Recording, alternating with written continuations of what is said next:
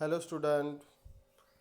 आज का हमारा टॉपिक है करोजन कंट्रोल का कैथोडिक प्रोटेक्शन। इससे पहले वाले वीडियो में हमने देखा था कैथोडिक प्रोटेक्शन की जो पहली मेथड थी, that is a sacrificial anodic protection. और अब हम देखेंगे impress current cathodic protection. Okay, तो इम्प्रेस करंट कैथोडिक प्रोटेक्शन क्या है? तो यहाँ पे हमें क्या करना है, हमें पता है जब भी करोजन होता है तो वहाँ पे ऑक्सीडेशन रिडक्शन होता है। ऑक्सीडेशन कहाँ पे होता है? तो ऑक्सीडेशन जो है वो एनोड पे होता है। ओके, इसीलिए एनोड पे जो इलेक्ट्रॉन लूज किए जाते हैं, मतलब एनोड लॉस होता है, इलेक्ट्रॉन लूज किए जाते हैं, फिर ये जो इलेक्ट्रॉन है वो एनोड टू कैथोड जाते हैं। ओके, जिसे हम कहते हैं करोजन करंट। तो इस करोजन करंट को नलीफाई करने के लिए हमें एक्सटर्नली जो करंट सप्लाई करना पड़ता है डीसी सोर्स से, बैटरी या फिर रेक्टिफायर से, और उस करोजन करंट को हमें नलीफाई करना पड़ता है। ओके, तो इसी प्रिंसिपल की बेसिस पे ये इम्प्रेस करंट कैथोडिक प्रोटेक्शन का मैकेनिज्म है।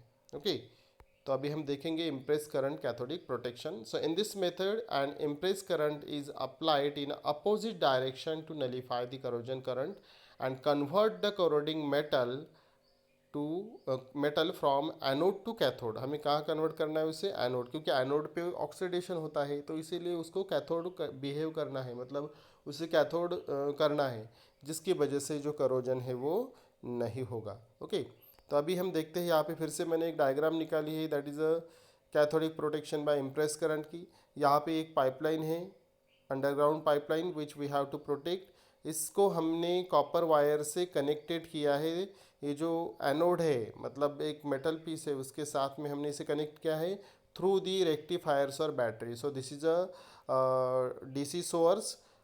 यहाँ पे हम बैटरी या फिर रेक्टिफायर यूज़ कर सकते हैं और इसको कनेक्ट कर सकते हैं। इसे कैसे कनेक्ट करना है? तो इसका जो निगेटिव टर्मिनल है, जो निगेटिव टर्मिनल है, जो मेटल हमें प्रोटेक्ट करना है, सपोज यहाँ पे हमें ये पाइपलाइन प्रोटेक्ट करनी है, तो निगेटिव टर्मिनल हमें जो जिस मेटल को प्रोटेक्ट करना है वहाँ पे कनेक्टेड करना है, और जो पॉजिटिव टर्मिनल है वो हमें कनेक्टेड करना है इनसॉल्युबल एनोड के साथ में, जो कि रहता है ग्रेफाइट, स्टील या फिर प्लैटिनम। हम यहाँ पे यूज़ कर सकते हैं एज ए एनोड और insoluble metal.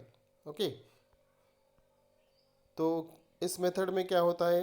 In this method, impress current method, the DC current from the DC source, like a battery or rectifier, okay, on AC line with a insoluble anode. मतलब जो current हमें supply करना है वो battery या फिर rectifier से हमें सप्लाई करना है। ओके, उसके बाद में जब हम ये करंट सप्लाई करेंगे तो ये करंट जो है, जो हमारा मेटल है, सपोज ये एनोड है जो हमें प्रोटेक्ट करना है, तो यहाँ पे जो इलेक्ट्रॉन है इस डायरेक्शन में जाएंगे इलेक्ट्रॉन।